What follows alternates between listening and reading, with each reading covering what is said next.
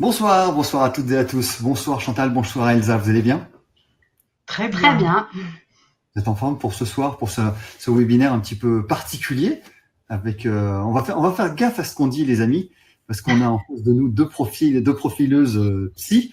Et là, il va falloir faire gaffe à ce qu'on dit. Deux psys de renom, deux psys compétentes, deux psys spécialisées dans les bébés, dans les enfants, pour ce webinaire un petit peu particulier, parce qu'on n'a pas l'habitude d'avoir des professionnels psys dans notre webinaire. On va aborder un sujet qui est très très intéressant. D'une part avec la parentalité et l'attachement, deux sujets très très prégnants et très importants d'Edelweiss. C'est quelque chose qui est très important pour nos formations, de quelque chose qui va nous accompagner véritablement sur les différentes formations, et surtout qui va être une espèce de lien et de passerelle entre les différentes formations que l'on fait sur Edelweiss. Et donc, chers amis là qui êtes connectés, n'hésitez pas à nous poser vos questions. Et je vous rappelle techniquement, avant de commencer avec Chantal et Elsa, techniquement que vous soyez connectés sur Google Chrome, comme ça vous aurez la meilleure bande passante possible. Si vous avez un problème, un bug ou un problème particulier, n'hésitez pas à vous reconnecter et n'hésitez pas surtout à poser des questions dès que vous avez l'occasion, dès que vous avez quelque chose à poser comme question. J'en bafouille, vous voyez, je sais même plus dès que j'ai dit que j'étais avec des psys, ça y est, je commence ma psychanalyse, je m'allonge et je dis quoi? Chantal, Elsa, vous allez bien? Toujours très bien. Toujours très bien. Tendu pour ce petit exercice de direct, mais c'est pas grave. Est-ce que vous pouvez nous dire en quelques instants qui vous êtes, vous présenter, pour savoir à qui on a affaire, parce que a priori vous êtes très attendu. Chantal. Je commence ? Oui. Alors, je commence. Alors, je suis docteur en psycholinguistique.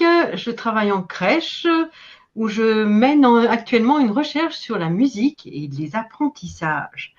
Je suis aussi enseignante-chercheur à Paris 5 René Descartes, où j'enseigne bien évidemment la psychologie du développement chez le petit enfant. Qu'est-ce que je fais d'autre? Ah oui, je fais de l'accompagnement évidemment à la parentalité. Je te laisse la parole.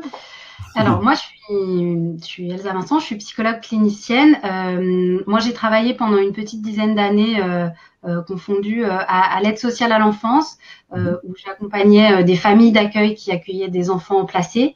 Et une grande partie de mon travail, c'était des visites, des rencontres médiatisées entre des parents et des enfants qui n'avaient plus le droit de se voir seuls par décision de justice.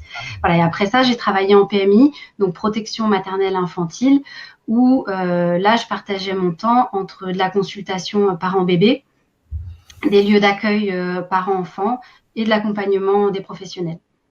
Et maintenant, je ne travaille plus là. Maintenant, je travaille en cabinet et donc je continue à faire, en plus des thérapies et de l'accompagnement d'adultes tout venant, il y a une grosse part de ma pratique qui se centre autour de la parentalité, de consultation parents-bébés, parents-enfants. Donc toutes les deux, vous avez l'avantage d'être clinicienne, c'est-à-dire que vous êtes toujours aux prises avec les bébés, avec les enfants, avec les parents. Oui, beaucoup. Vous avez toujours ce contact, que ce soit en crèche ou en cabinet, vous avez cette réalité quand même qui est très prégnante chez vous. Oui.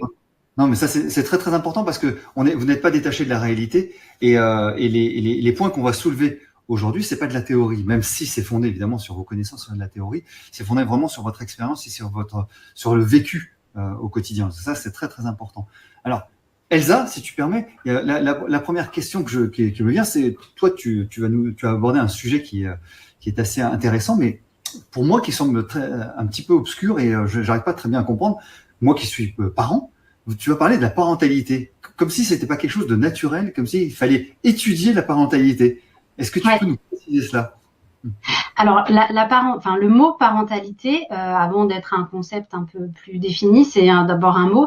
Il est apparu en France dans les années 60, donc c'est relativement récent. C'est un mot qui est arrivé par la psychanalyse et la psychiatrie en France et qui s'est généralisé et globalisé, officialisé dans les années 80. C'est un peu l'idée, on est sorti de la famille avec l'autorité du père et on est allé vers quelque chose où les parents plus conjointement, enfin l'autorité parentale conjointe c'est 1970, c'est pas si vieux que ça, et donc conjointement assuraient l'éducation des enfants. Et donc, pour la première fois, dans ces années-là, 64, enfin, cette décade-là, on s'est intéressé à ce qui pouvait se passer intérieurement pour les parents et quels étaient les processus intrapsychiques de la vie psychique qui se passait pour les gens qui étaient associés au fait d'être parents.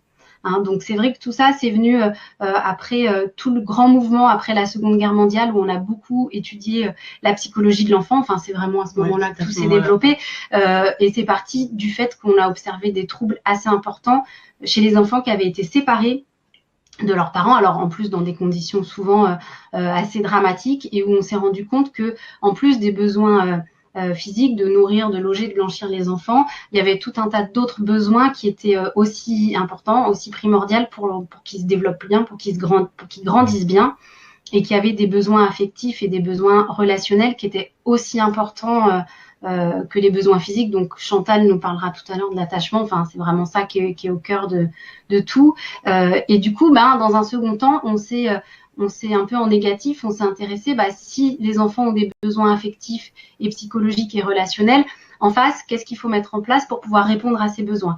Que ce soit chez le parent ou quand il y a une séparation, chez le substitut parental, celui qui va prendre soin de l'enfant qui n'est plus avec son parent. Donc les pouponnières, les familles d'accueil.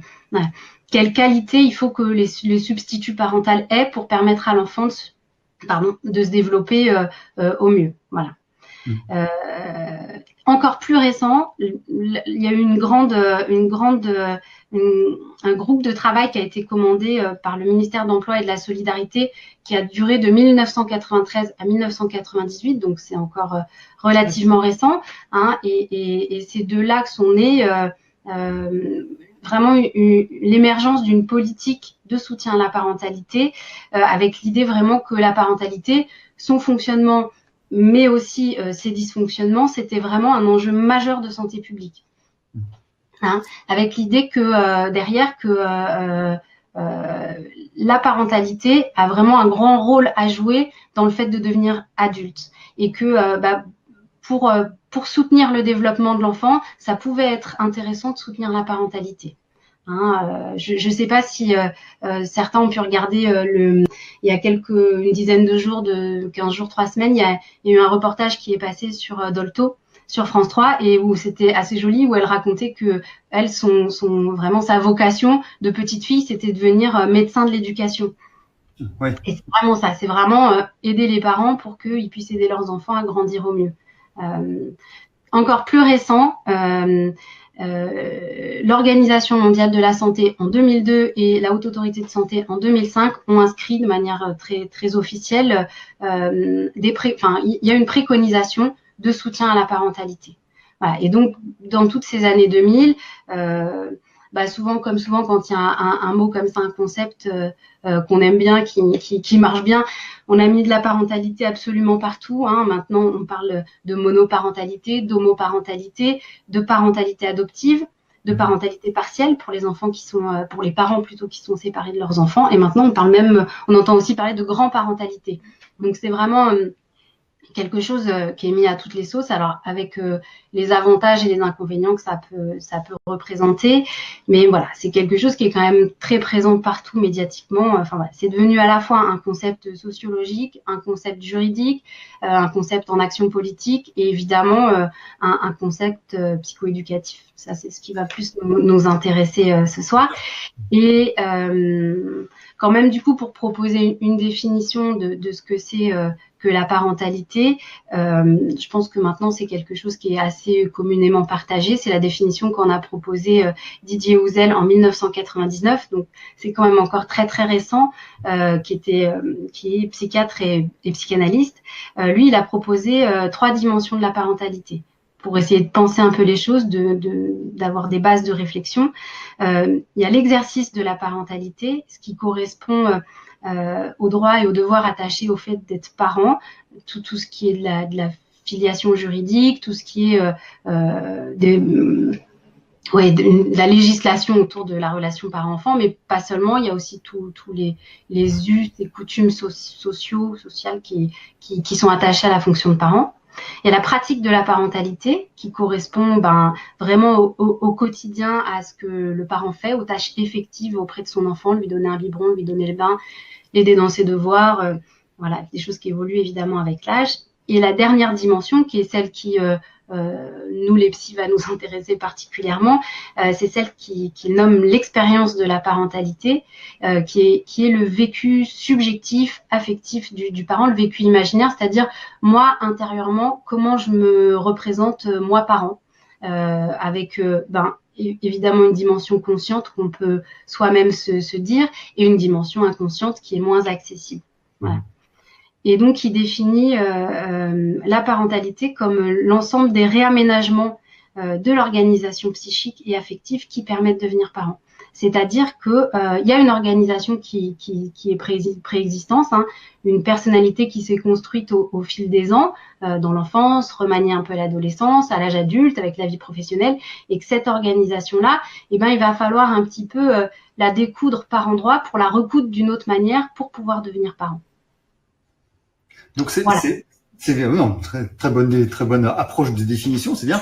Ça nous a... Alors donc tu nous dis clairement qu'il y a un avant et un après. Donc a priori la charnière c'est après la guerre, si j'ai bien compris. Ouais. Et on a une définition différente de l'enfant et du parent entre avant la guerre et après la guerre. Chantal peut-être?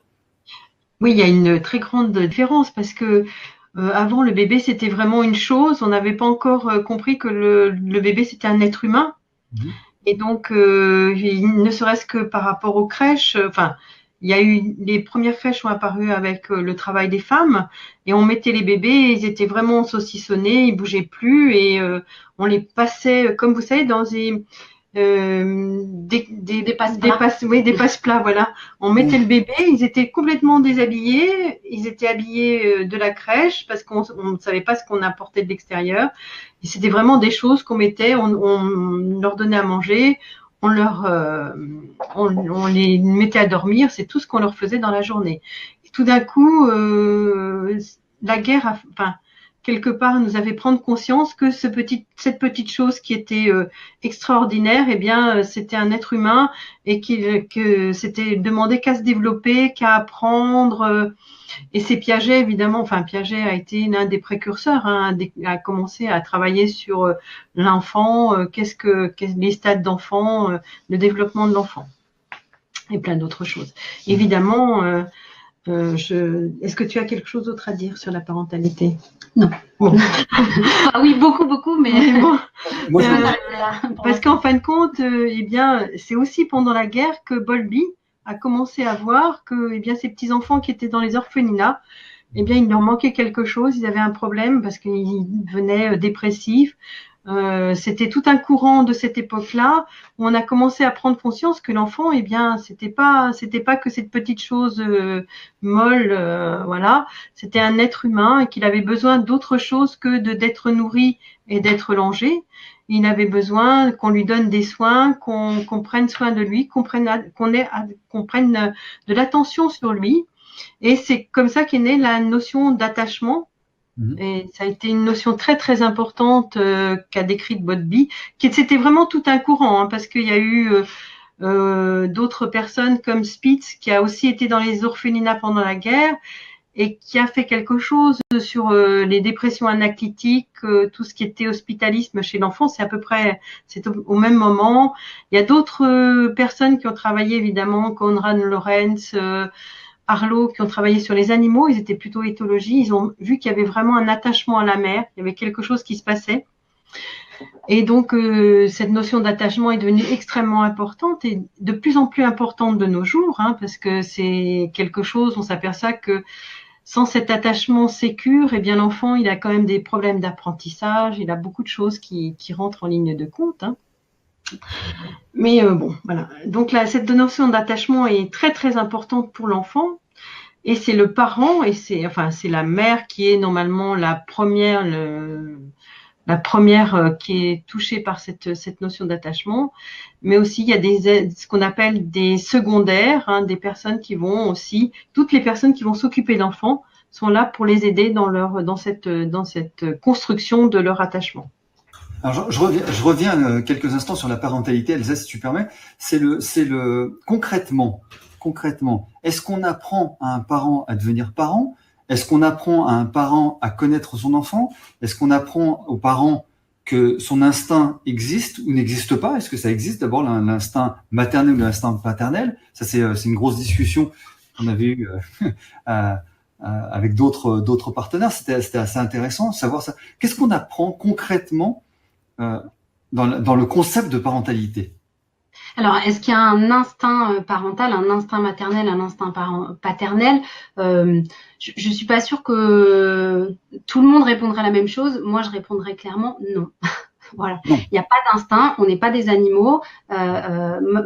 Heureusement ou malheureusement, je ne sais pas bien, mais les choses sont beaucoup plus compliquées, les processus sont beaucoup plus compliqués, élaborés et ténue que chez les animaux, et que effectivement nous justement notre parentalité elle ne se résume pas à nourrir, à blanchir et à loger nos enfants.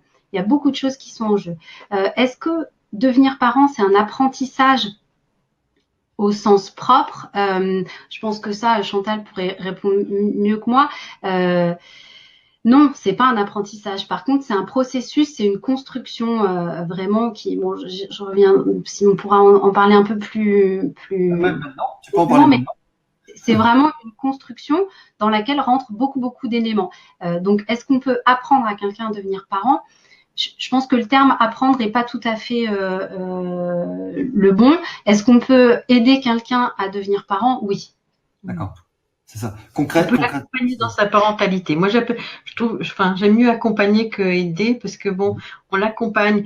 Il faut savoir que avant, on habitait beaucoup aussi à côté de nos mamans, et la vie a fait qu'on a beaucoup déménagé, on vit un peu tout seul, et que ses parents sont un petit peu perdus parce qu'ils n'ont plus cet accompagnement.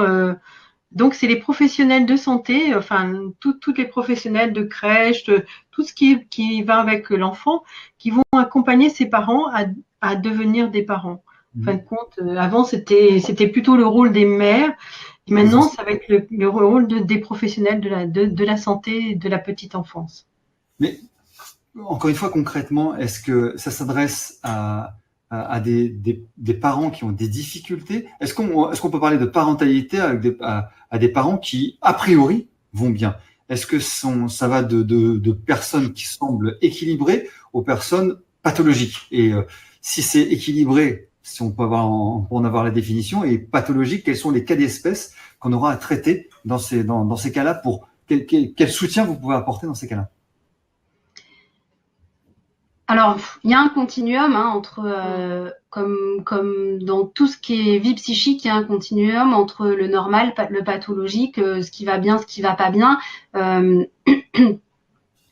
Donc, évidemment, sans aller jusqu'aux extrêmes de parents qui en deviennent maltraitants, qui en deviennent abuseurs sexuels, où là, vraiment, là, il y a quand même des mesures extrêmement urgentes et juridiques et légales à prendre pour protéger ces enfants-là des parents qui sont vraiment maltraitants. Après, il y a tout ce qui est de l'ordre des parents qui sont eux-mêmes très carencés et qui, du coup, vont être très en difficulté pour prendre soin de leurs enfants, tant sur le plan parfois organisationnel, matériel, que sur le plan affectif et relationnel et psychique. Et après, il y a tous les gens qui vont plutôt bien ou normalement pas trop mal et qui du coup arrivent bon an mal an à devenir des parents de bons parents. Après, dans la mesure où vraiment cette idée de construction est vraiment essentielle, et parce qu'on commence à devenir parent bien avant de mettre au monde un enfant. On commence à devenir parent, j'aurais presque envie de dire, le jour où on est. Oui. Et où, quand petit enfant, on joue à la poussette et on fait comme maman à donner le biberon, à donner le sein, à vouloir maintenant, on voit bien les petits enfants dans le parc qui prennent leur poupon en écharpe même parce que ça se fait beaucoup chez les mamans. C'est à ce moment-là qu'on commence à devenir parent, à se projeter, à se représenter soi-même comme capable un jour de devenir parent et de prendre soin d'un enfant. Voilà. Est-ce que ça existe un parent qui va complètement bien pour tout et tout, pour qui tout le temps est toujours facile, il n'y a aucun doute, non, je pense pas. Je pense pas. Voilà. La question, c'est celle de, au-delà d'avoir une action quand ça va mal, comment on peut effectivement, comment la société peut prendre le relais pour avoir une action préventive et un soutien à la parentalité. Soutenir, ça ne veut pas dire qu'on va mal. Ça veut dire que c'est pas facile. Et donc, quand c'est pas facile, ça fait du bien quand on est soutenu. Alors, je reste sur un permet, il y a un petit écho là qui va partir. Ouais, c'est bon. Si on veut aider, soutenir, accompagner le ou les parents, c'est dans quel registre? Est-ce que c'est dans le registre de la confiance, de l'estime de soi, de la meilleure connaissance de l'enfant?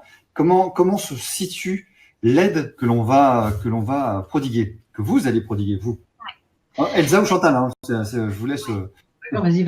Alors, c'est un peu le sujet de la formation que propose CNFK Edelweiss, c'est de dire que quand il y a des choses qui vont pas bien, on va mettre en place des dispositifs spécifiques pour travailler sur la parentalité.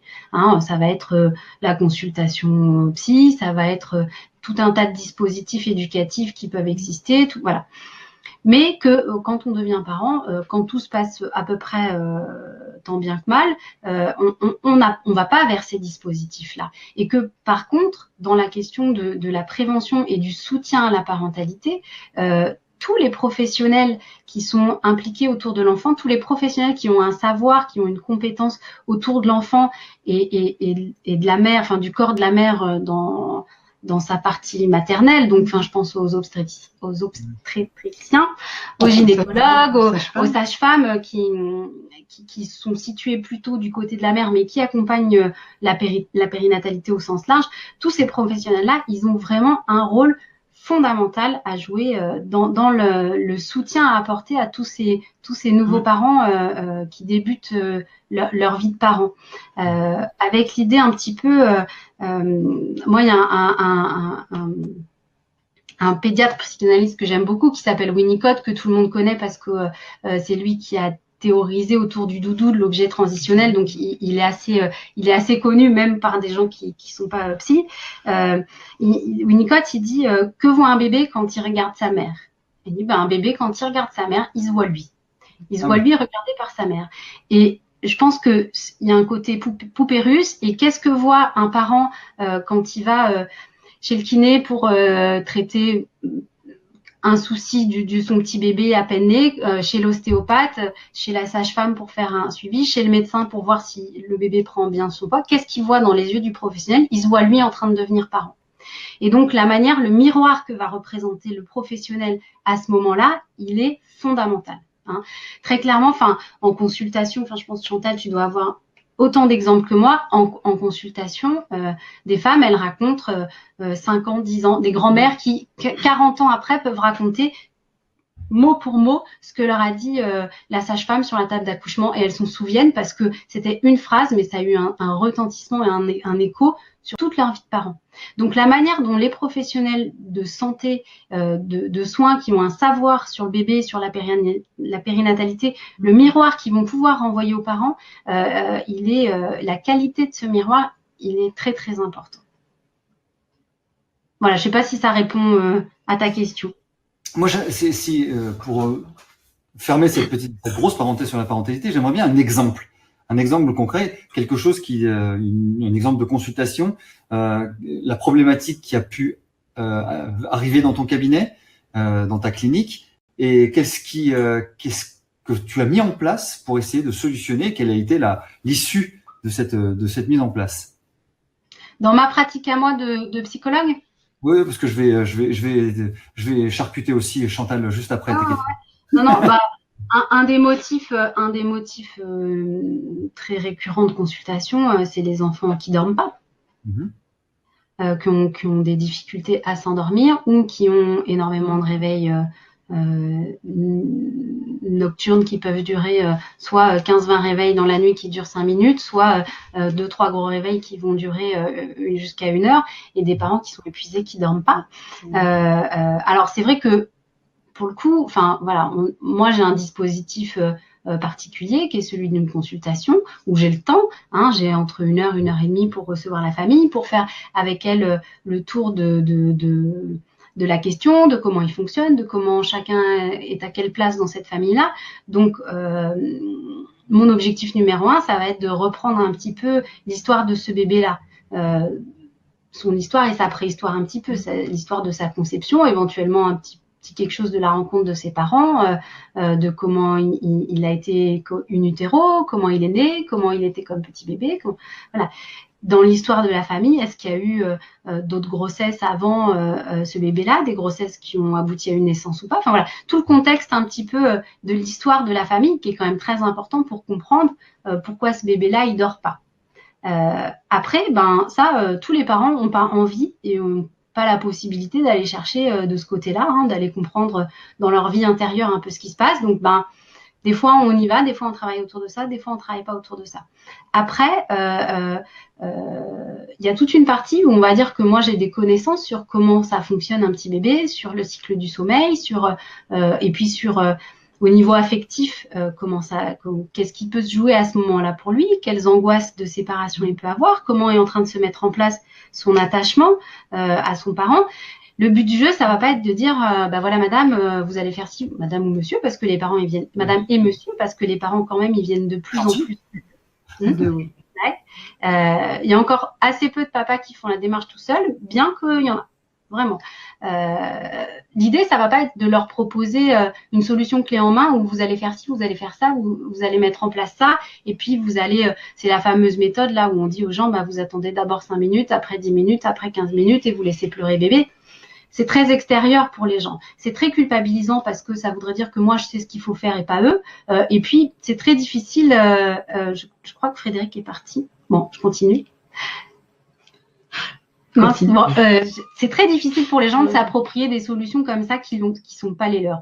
Donc, tout le but, ça va être d'écouter les parents, d'essayer de comprendre avec eux, de problématiser un petit peu quels sont les moments difficiles, qu'est-ce qu'ils ont pu observer, qu'est-ce qu'ils ont pu comprendre ou pas. Et dans un deuxième temps, de construire avec eux des solutions qui leur conviennent. C'est-à-dire qu'il n'y a pas une méthode pour faire dormir les bébés. Il y a un dispositif qu'on peut mettre en place pour cette famille-là, pour ce bébé-là, dans son histoire, dans son contexte, avec là où en sont ses parents. Et effectivement, moi, je peux, dans ce cadre-là, dans cet accompagnement-là, quand même pouvoir de temps en temps apporter un petit peu des petits points de connaissance parce que c'est sûr qu'un parent qui voudrait que son bébé fasse ses nuits à 1 mois et demi, non, physiologiquement, il n'en est peut-être pas encore capable. Même si le bébé de la voisine, oh là.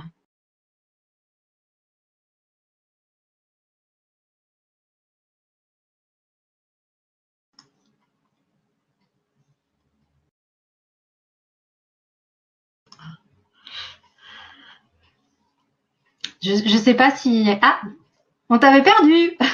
Voilà, je suis revenu. Il y a eu un petit problème technique. Je vous écoutais. D'accord, moi j'ai continué à parler. Je ne sais pas si ça. C'est parfait. Il y a un petit problème technique, c'est tout. Du coup, j'ai un peu perdu le fil. Je suis peut-être à la voisine.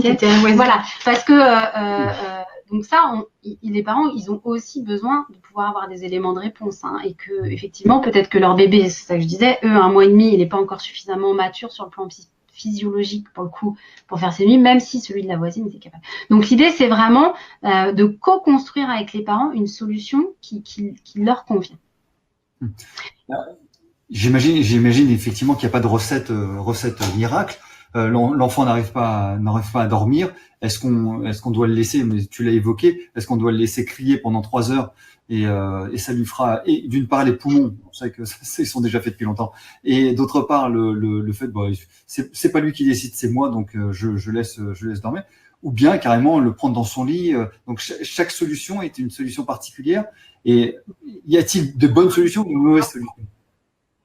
C'est surtout l'histoire de l'enfant qui va faire que moi j'ai une maman qui est venue me voir, elle avait vraiment son petit bébé qui arrivait pas à dormir.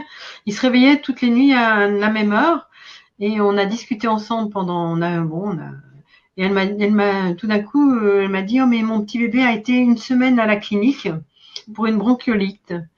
Et elle m'a dit j'ai pas trop eu le temps de m'en occuper parce qu'elle avait un métier très prenant. Et je lui ai dit, mais ça serait peut-être intéressant. Je pense que l'attachement a été un petit peu mis en difficulté. Donc je lui ai dit, écoutez, essayez pendant un certain temps de lui raconter son histoire et de lui dire tous les soirs que vous l'aimez beaucoup, que vous ne l'abandonnez pas, que vous allez prendre soin de lui. Eh bien, ce petit enfant, au bout de quelques temps, il s'est remis à dormir et il n'avait plus de problème. Je pense que ça, chaque enfant a sa problématique, a déjà son histoire, hein, parce que dès qu'il naît, il a déjà une histoire, même avant. Et après, c'est vraiment. Et en plus, après, je lui ai dit aussi, montrez-lui des photos que vous l'aimez, parce qu'en fin de compte, je pense qu'à un moment donné, pendant cette semaine où il était à l'hôpital, eh bien, il s'est senti un peu abandonné, un peu mal. Enfin, voilà. Et donc, ça, c'était un petit truc, et ça s'est tout de suite remis d'aplomb, et elle était super contente, la maman. Je, je reviens sur un point important qu'on a un petit peu survolé, c'est la confiance. La confiance et l'estime de soi. Alors aussi bien du côté parental que du côté enfant. Chantal, peut-être parce qu'on va évoquer l'attachement aussi, l'estime de soi et la confiance, la mise en confiance. À quel moment on détermine que c'est les parents qui sont en manque d'estime de soi ou en manque de confiance, ou c'est l'enfant qui n'a pas confiance en lui ou pas confiance en ses parents même. C'est complexe, hein. Oui, c'est complexe, hein. Je pense qu'en plus, d'un point de vue thérapeutique, c'est pas une question qui a une importance. Non. Non. Enfin, je pense que Winnicott, il dit, parce que j'aime bien Winnicott, il dit de manière un peu ironique, un bébé, ça n'existe pas. C'est-à-dire que ce qu'il veut dire par là, c'est qu'un bébé tout seul, ça n'existe pas. Et que de toute façon, ça n'aurait pas de sens d'essayer de comprendre le bébé comme une entité à part entière distincte. Enfin, distincte. Évidemment, le bébé est une entité à part entière et distincte, mais complètement dissociée de son fonctionnement familial et de ses parents. De la même manière, ça n'a pas d'intérêt d'essayer de comprendre ces parents-là en tant que parents tout seuls sans leur enfant, parce que ce qui se joue avec cet enfant-là, c'est pas forcément ce qui s'est joué avec l'enfant d'avant, ce qui va se jouer avec l'enfant d'après, et que c'est vraiment la relation qui est à soutenir. D'ailleurs, on entend souvent les parents qui ont 2 enfants, 3 enfants, et disent mais on les a élevés pareil, mais ils sont jamais pareils. Mais un enfant ne sera jamais pareil. Et c'est ça qui est heureusement. Voilà. Après, ça ne veut pas dire que parfois une des indications pour soutenir tout ce petit monde-là, c'est une thérapie pour le parent. Parce que là, ce qui est en jeu, c'est des choses de son histoire, de son fonctionnement à lui, qui sont trop douloureuses, qui viennent être réactivées par ces nouveaux réaménagements psychiques de la parentalité et qu'il a besoin là d'un temps pour lui. Hein. Ça arrive souvent des parents qui disent mais je comprends pas, qui arrivent en consultation en disant mais je comprends pas parce que moi j'ai passé 3 ans en thérapie, je pensais que tout ça c'était réglé et voilà que ça remonte comme si j'avais pas fait tout ce travail avant. Ben oui, il y a des choses qu'on ne peut pas anticiper de ce que la parentalité, de ce que devenir parent va nous faire vivre intérieurement. Alors, je vais préciser ma question parce que je me suis certainement mal exprimé. C'est le fait, on voit beaucoup de parents, puisqu'on traite beaucoup de bébés dans nos cabinets, on est professionnels de santé. Vous avez un côté clinique psy, nous on a un côté aussi relationnel un petit peu différent. Et au quotidien, les parents disent « je ne sais pas, je ne vais pas y arriver, je ne sais pas comment on fait, je vais jamais y arriver, je vais jamais y arriver ». C'est ce en quoi je voulais savoir quel était votre positionnement par rapport à ce propos. Bon. Comment on aide les parents à prendre confiance en eux. Voilà. Je n'étais pas assez clair, excusez-moi. Je ne sais pas si tu... Vas-y. Non. Mais je pense que je vais répondre par un tout petit exemple clinique. Moi, une maman qui me racontait que la première fois qu'elle a été à la PMI pour faire peser son bébé, parce qu'à la maternité, on lui a dit, 15 jours, il faut toutes les semaines au début, puis tous les 15 jours après, il faut faire peser votre bébé. Elle est arrivée et... l'infirmière lui a dit « Alors, comment ça va ?» Elle lui a répondu « C'est difficile. » Et là, la maman raconte que l'infirmière, elle s'est délitée, qu'elle était prête à appeler les services sociaux et que ça a tout bloqué chez la maman. Elle s'est dit ici, je peux pas dire ce que je vis, quoi. Et je pense que la première chose qui peut permettre aux parents de prendre confiance en eux, c'est d'entendre ce qu'ils disent et de leur dire que oui, c'est difficile.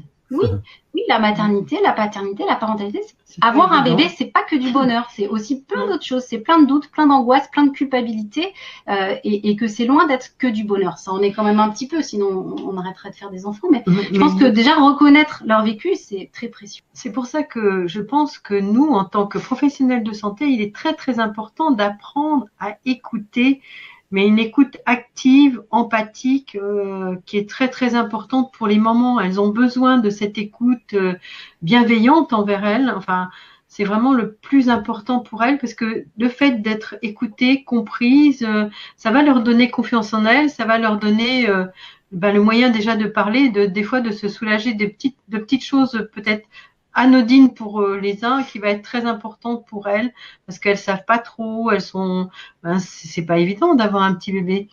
Donc je pense que nous, en tant que professionnels, il est très très important d'avoir cette écoute bienveillante, cette communication bienveillante envers les enfants, enfin envers les parents, pour que les enfants aillent bien. Avant d'évoquer véritablement l'attachement avec toi, Chantal, il y a Bérangère qui nous pose la question, et ça c'est une question très très importante. À quel moment nous professionnels qui pouvons être formés par vous, à quel moment on doit passer la main, on dit ça m'alerte, ça m'alerte, il faut absolument que j'envoie notre petite famille chez un psy, chez vous.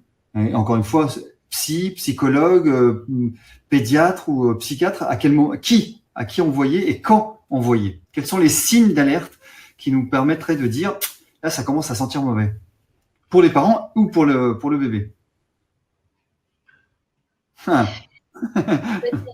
je pense que un point qui est essentiel, mais peut-être qu'il faut réagir avant. Mais clairement, là où il n'y a plus de doute, c'est à partir du moment, et ça, vous avez tout à fait les moyens techniques d'évaluer ça, c'est quand le développement du bébé commence à être impacté. Ça, clairement, quand tout va bien, un bébé, il se développe bien. Voilà. Si un bébé se développe pas bien, c'est qu'il y a quelque chose. Alors effectivement, est-ce que ça commence par le pédiatre ou est-ce que on va chez le psy? Bon, c'est difficile de répondre parce que ça dépend de beaucoup de choses et ça dépend surtout de quel accueil le parent fait à ça. Ça peut être difficile de leur dire tout de suite d'aller voir un psy parce que pour eux, c'est déjà qu'est-ce qu'il a, quelle maladie mentale il peut avoir. Non, mais pourtant on n'est pas. Non, voilà. Mais je pense que le parent, ça peut lui faire très peur de lui annoncer tout de suite d'aller voir un psychologue pour son enfant. Après, je pense avant ça, parce que quand ça impacte le développement de l'enfant, c'est que déjà on est loin dans ce qui va pas bien, hein. Enfin, parce que les bébés, ils ont quand même beaucoup de ressources avant d'être mis en difficulté dans leur développement. Je pense que ce qui doit vous alerter, vous professionnels de santé, c'est le moment où vous êtes empêché de faire votre travail.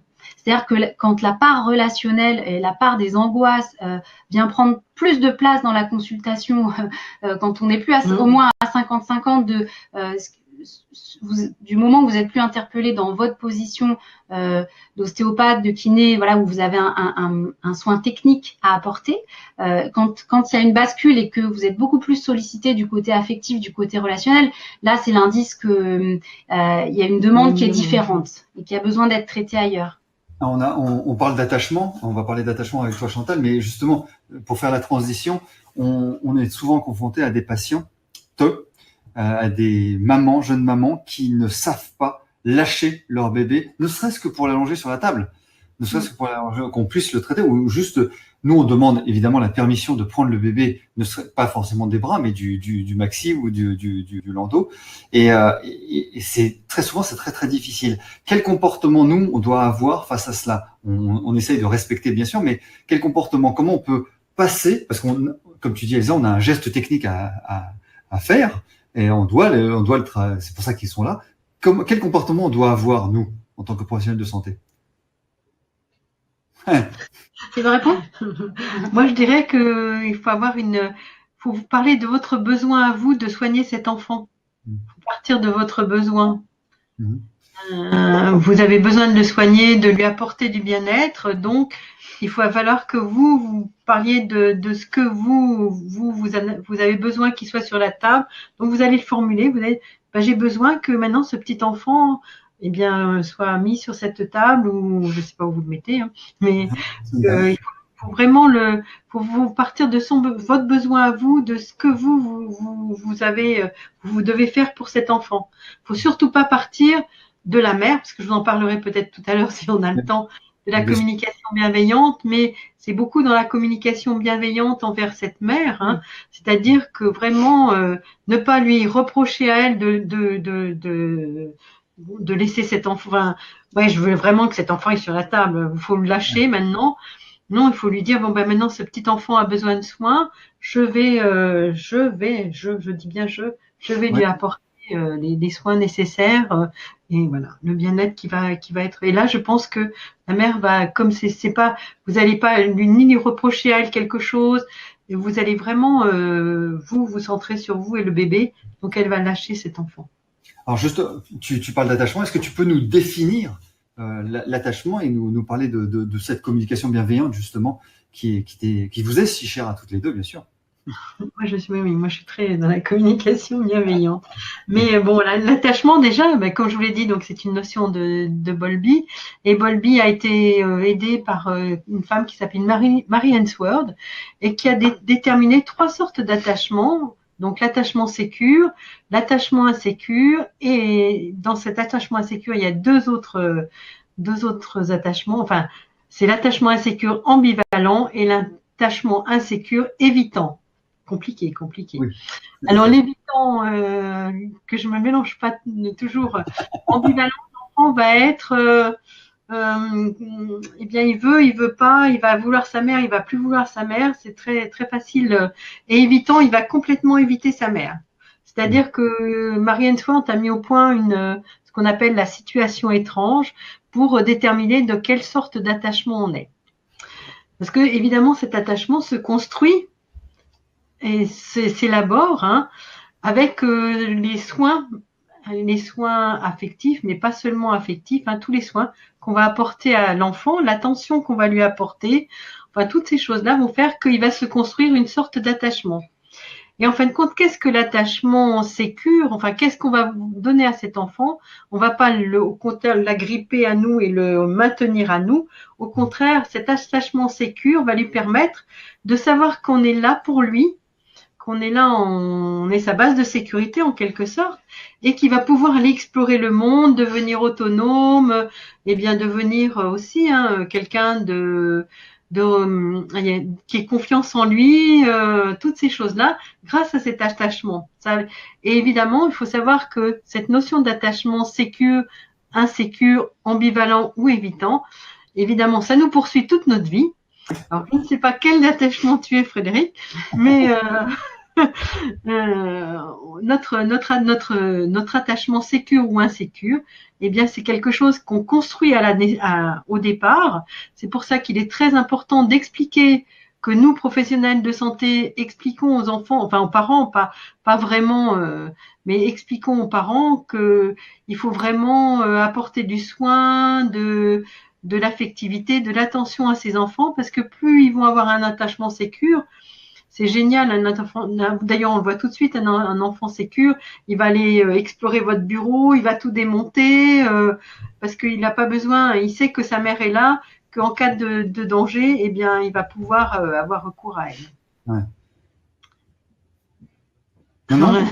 Continue, c'est passionnant. Non, justement, parce que après, on parle de nous en tant que professionnels de santé. Justement, ce que vous enseignez, c'est Edelweiss en accompagnement à la parentalité, c'est comment transmettre au travers du personnel de santé le bon message aux parents pour que les parents puissent se construire autour de votre message et l'inspirer, l'insuffler aux enfants. Alors, quelles sont les principales clés que vous donnez aux professionnels de santé pour que la transmission se passe bien?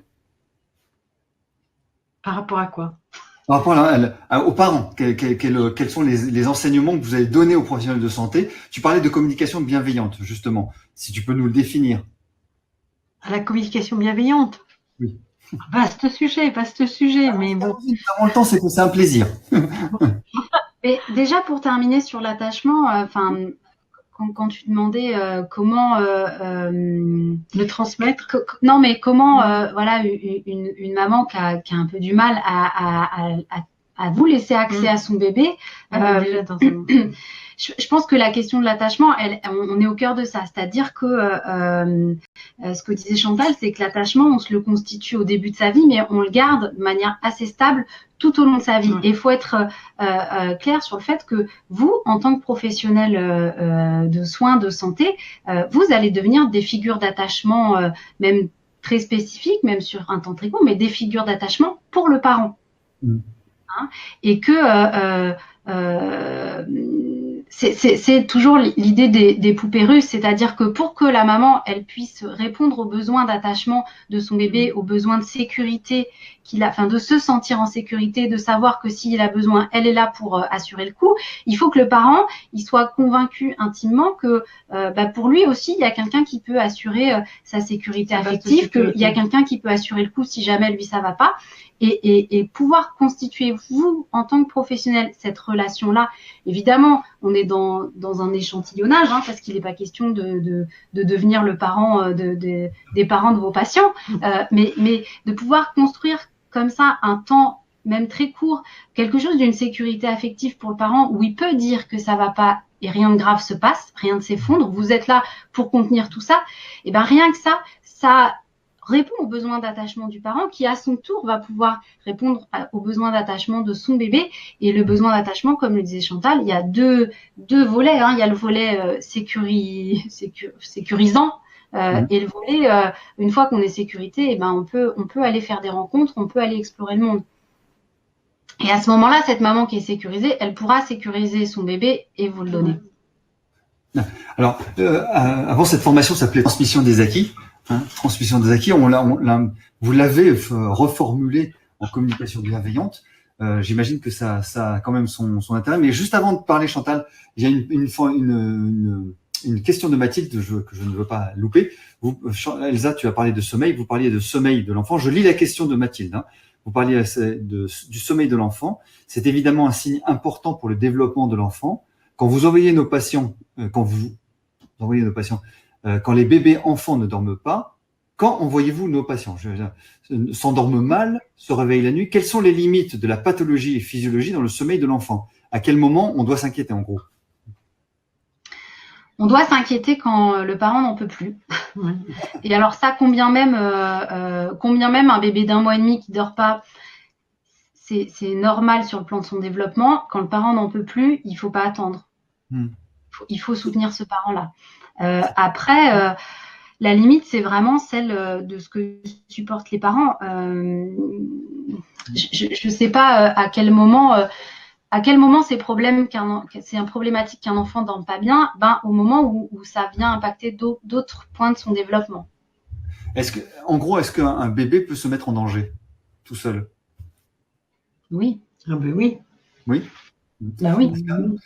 On dit toujours un bébé ne va jamais se laisser mourir de faim et un bébé ne va jamais faire en sorte de se mettre en danger.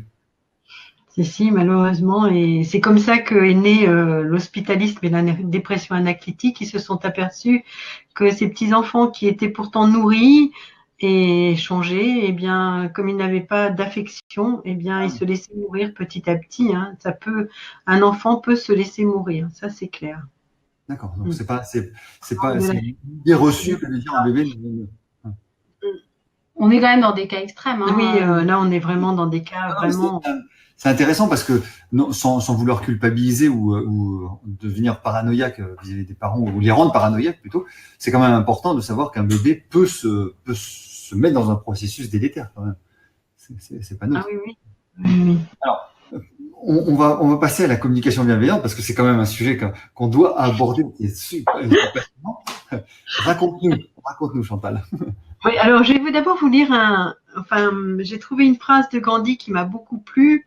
Si le changement que tu veux, soit le changement que tu veux voir dans le monde. Et je pense que grâce à la communication bienveillante, on peut changer le monde. Et ça, c'est génial pour moi. Et son petit-fils a dit quelque chose aussi d'extraordinaire. Nous pouvons changer le monde si nous changeons nous-mêmes. et cela commence par le langage et notre façon de communiquer avec l'autre. Il s'agit d'un premier pas important pour une nouvelle façon de communiquer et vers la création d'un monde de compassion. Évidemment, c'était le petit-fils de Gandhi, donc je pense que voilà. Mais c'était pas moi. Mais bon, je trouve que c'est important. Je pense que bien communiquer, c'est fondamental parce que à partir du moment où on communique bien avec l'enfant, eh bien, on va faire des adultes de demain qui seront extraordinaires. Pour moi, c'est vraiment la pierre d'angle. Si on veut des adultes super géniaux, comme on est tous, eh bien, il faut une communication bienveillante. Alors, évidemment, la communication bienveillante, elle vient de la notion de communication de non-violence, hein, qui a été étudiée par Marshall Rosenberg, qui est un disciple de Carl Rogers. Hein.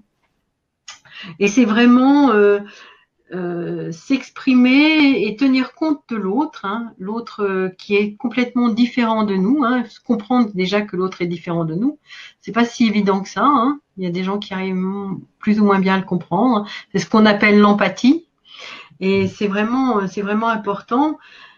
Et la communication bienveillante, c'est pas du tout la communication classique où on part de nous pour aller vers l'autre. Hein. C'est plutôt non, pardon. Si, c'est ça. On part de soi et on va vers l'autre. Hein. Et souvent, on accuse l'autre. Vous savez, c'est quand on dit ouais, alors range ta chambre, elle est toute mal rangée, fais quelque chose. Enfin voilà, c'est toutes les choses qu'on dit au tu et on accuse un peu l'autre. Hein. En fin de compte, la communication bienveillante, ça part de nous, de jeunes, de nos émotions à nous, et on essaye de communiquer nos émotions à l'autre. C'est pour ça que dans notre formation, on a tout un chapitre sur la notion d'émotion. Hein. Qu'est-ce qu'une émotion comment elle va se construire, hein. Donc une charge. On va avoir une charge, quelque chose, une peur, une joie, parce que l'émotion n'est pas forcément négative. Hein. Ça peut être aussi une grande joie.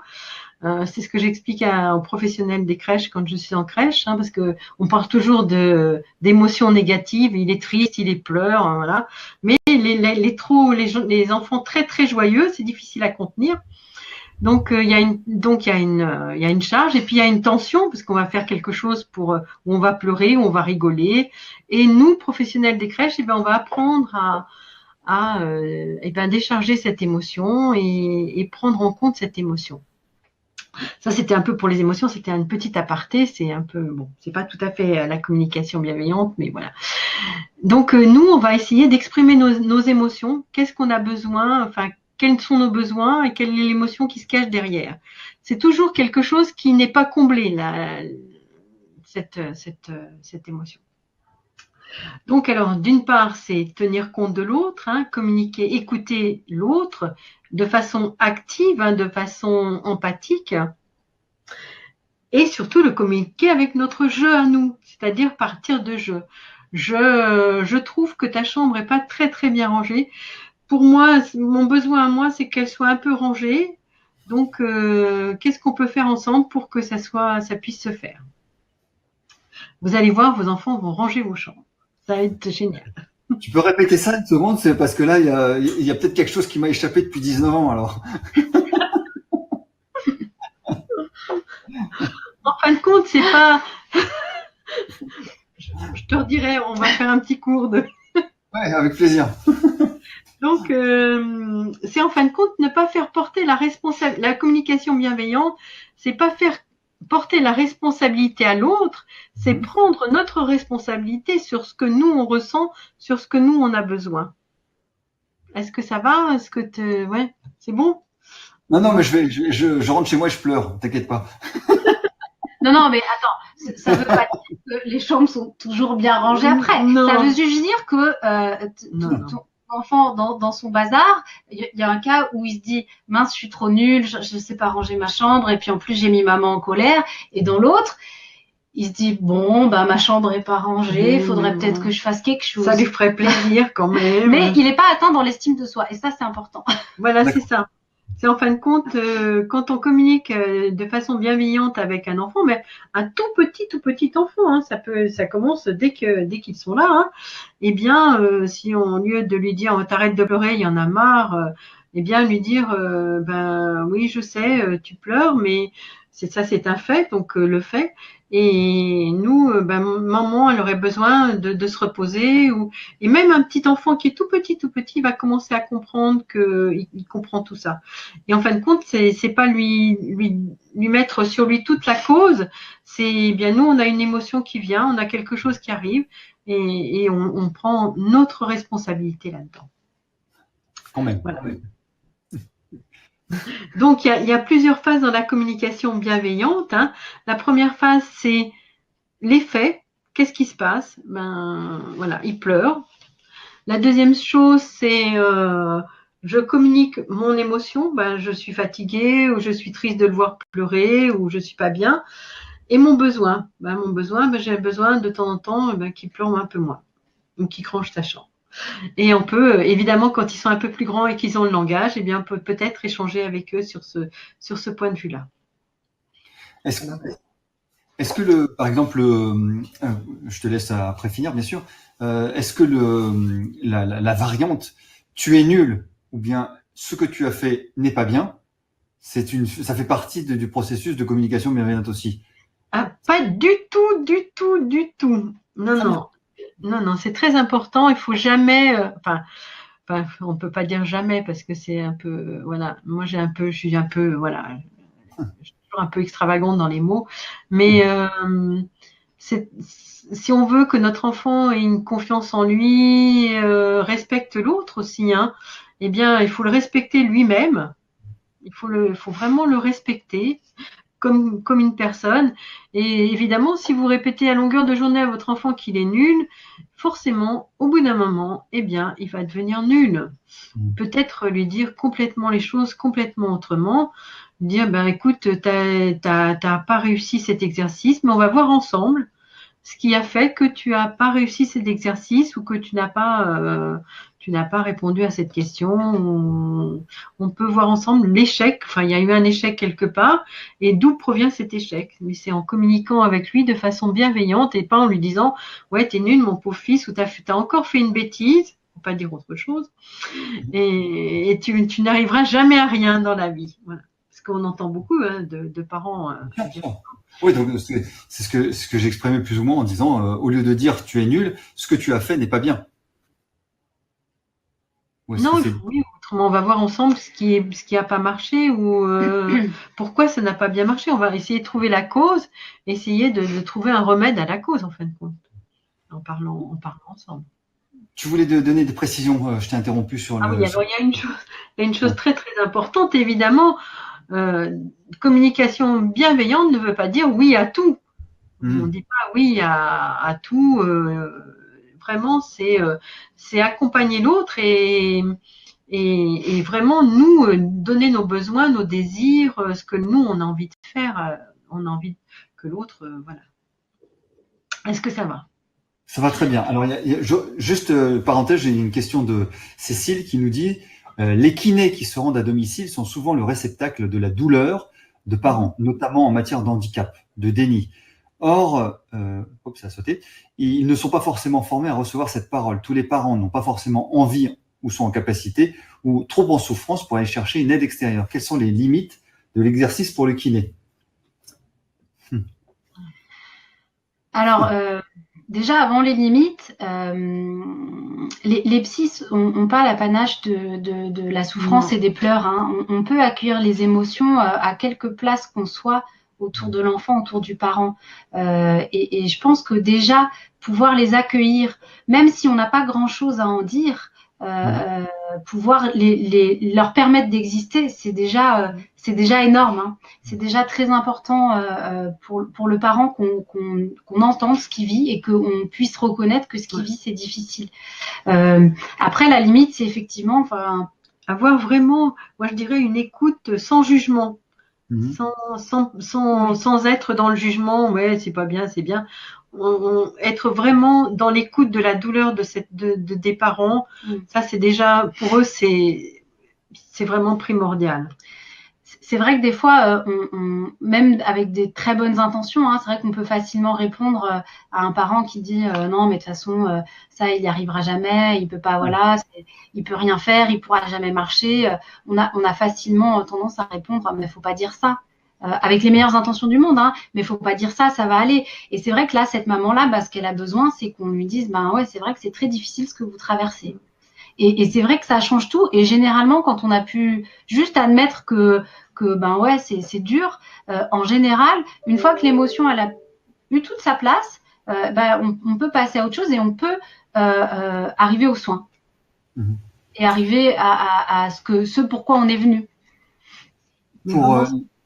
Après, je pense qu'il faut aussi, si on est très si on est très connecté à ce qui se passe et à ce qu'on dit, je pense que c'est aussi parfois tout à l'heure, on disait, ça peut être dur à entendre, faudrait aller voir un psy. Je pense que tout dépend comment c'est dit. Et si dire à quelqu'un, écoutez, moi je vois bien à quel point ça vous envahit tout ça, à quel point c'est dur. Regardez d'ailleurs, quand je viens, vous avez besoin d'en parler plus que vous avez besoin de mes conseils pour aider votre petit enfant à pouvoir marcher, à pouvoir. Peut-être que ce serait bien pour vous d'avoir un lieu où vous pouvez déposer tout ça parce que c'est très dur et que ça prend une place très importante pour vous. Quand c'est dit sans jugement et sans dire, dis non, celle-là vraiment elle a du mal à s'en sortir, sans avoir ces sous-titres-là à l'intérieur, en général, si c'est juste par rapport à ce que la personne, ce qui se joue dans la relation à ce moment-là, en général, c'est plutôt perçu comme quelque chose de bienveillant que comme quelque chose d'accusateur. Hein. D'accord. C'est autour de ces propos-là que est construite votre formation que vous prodiguez chez Edelweiss, c'est ça, hein? En quoi consiste cette formation? Combien de temps elle dure? Alors, c'est une formation de 2 jours, de 2 journées de 7 heures. Quand elle se fait en intra-institutionnel, c'est fait parfois en une journée. Mais 2 jours, c'est bien, on n'a pas trop de temps. Et j'imagine qu'il y a plein de choses. Ouais, alors, il y a vous faites des ateliers, comment ça s'appelle, des jeux de rôle, cherchez le mot. Voilà, on fait des jeux de rôle. Comme on a fait un peu maintenant, voilà, on fait des jeux de rôle, on parle de la communication bienveillante, on fait des jeux de rôle par rapport à cette communication bienveillante. On apprend aussi à faire de l'écoute active et empathique, c'est-à-dire qu'on apprend à faire de la reformulation, un questionnement bienveillant et pas un questionnement d'interrogatoire de police, hein, parce qu'on n'est pas là pour juger les gens, on n'est pas là pour on est plutôt là pour les accompagner dans leur démarche. Hein. Donc on apprend tout ça, on apprend aussi à gérer les émotions, on vous donne plein d'exemples pour pouvoir, si vous êtes professionnel de la petite enfance, pouvoir gérer les émotions des petits. Comment on fait avec tout ça? Qu'est-ce qui se passe quand un bébé pleure, quand un petit enfant pleure? Il y a des choses à faire pour pas qu'il reste dans ces pleurs toute la journée.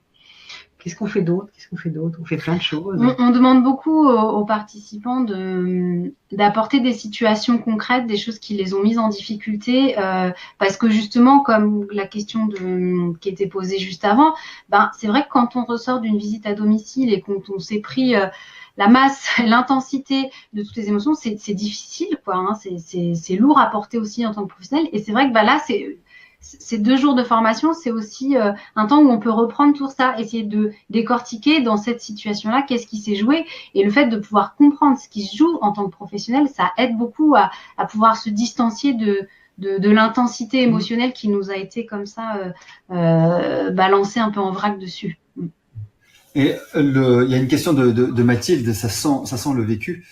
Comment allier cette communication bienveillante à la maison avec l'école, ou à l'école où il y a les notes, les bons points et les mauvais points, dès la petite section de maternelle. Donc, c'est-à-dire que l'école aussi, l'éducation, hein, l'éducation, on a, je sais pas si je me trompe, mais en tout cas, on a souvent la mauvaise habitude de confondre instruction et éducation.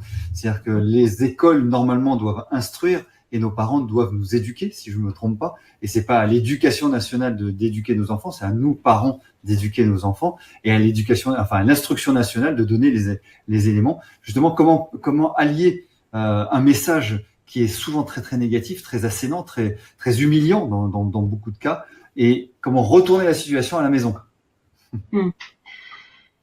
Ouais, c'est compliqué. Ça va être très, très compliqué. C'est compliqué. Alors, je pense qu'il va peut-être leur faire une formation pour les enseignants sur la communication bienveillante. Mais c'est toujours très dur de rattraper quelque chose qui a déjà été dit. En fin de compte, quand quelque chose a été posé et dit, c'est toujours mais on peut aussi, enfin les parents, la maman, eh bien, elle va peut-être, il faudrait dédramatiser les choses, hein, pas être dans le jugement en disant ouais, ta maîtresse, elle a tout à fait raison, t'es Ouais. nul. Faut être bon, essayer de redonner confiance à l'enfant, de le remotiver, de lui dire bon bah écoute, c'est pas très grave, t'as une mauvaise note, maintenant on va comprendre pourquoi t'as une mauvaise note, t'es pas nul, hein, t'es pas nul pour autant.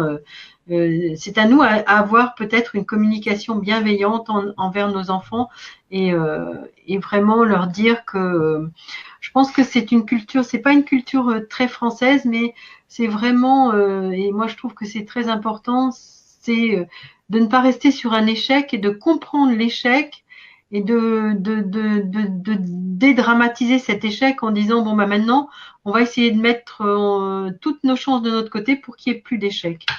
Si tu as 0 en dictée, eh bien on va faire de telle sorte que tu n'auras plus 0 en dictée, mais ne prends pas ça comme quelque chose de négatif ou en disant ouais t'es nul, tu n'y arriveras jamais.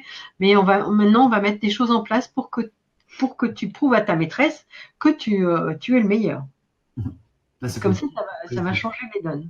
Votre formation sur 2 jours, elle s'adresse à qui? Elle s'adresse à nous, professionnels de santé, les kinés, les ostéopathes, mais aussi au personnel de crèche, enfin tout le personnel qui est autour de la petite enfance, ou c'est spécifique à une catégorie? Non, l'idée, c'est vraiment de pouvoir proposer ça à tout professionnel qui est en lien avec des enfants, Et des parents. bébés et des parents, hein, donc des professionnels de santé en libéral, en ville, des professionnels de l'accueil de la petite enfance, des professionnels de maternité, des sages-femmes, enfin vraiment tout Tous les professionnel qui, en plus d'un savoir, d'une compétence technique, est amené à être en lien avec des enfants et des parents. Alors, idéalement, si je me projette un petit peu sur nos professions, nous avons beaucoup de professionnels de la petite enfance, et j'inclus tout le monde, aussi bien les personnels de crèche que les ostéopathes, les kinés et autres. Nous avons la possibilité aussi d'animer des petits ateliers, que ce soit de massage, de portage, de toucher, de transfert, etc. On peut intégrer facilement donc cette formation, la formation que vous donnez, pour que des messages positifs et des messages bienveillants puissent être transmis des parents aux enfants. Donc, lors des ateliers qu'on organise, ça puisse être transmis, c'est ça? Oui, bah, c'est même un outil particulièrement privilégié, hein, tous ces petits groupes-là, c'est un outil privilégié pour les professionnels pour soutenir la parentalité, la construction de la parentalité. Et donc là, cette formation se répartit aussi bien sur la parentalité que sur l'attachement et sur la communication bienveillante. C'est ça, tout est réuni au sein de cette formation pour qu'il y ait le maximum d'outils, c'est ça? Oui, oui. Et alors, c'est vrai que dans la manière dont on travaille, donc effectivement, il y a des jeux de rôle, il y a des situations qui sont apportées par les participantes et qui sont retravaillées en groupe. Et il y a aussi un temps où les professionnels présentent et on travaille autour des projets justement de petits groupes massages, de petits groupes touchés bienveillants que les professionnels ont pu mettre en place ou sont en train de mettre en place. Avec l'idée de pouvoir aussi comprendre, mais pouvoir mettre en lumière tous les autres enjeux en plus qu'il y a dans ces temps-là, au-delà du massage. Ouais, je crois Et que pouvoir savoir en tant que professionnel comment accompagner tout ce qu'il y a en plus qui vient avec le massage. ouais, donc c'est parfaitement complémentaire. Ouais.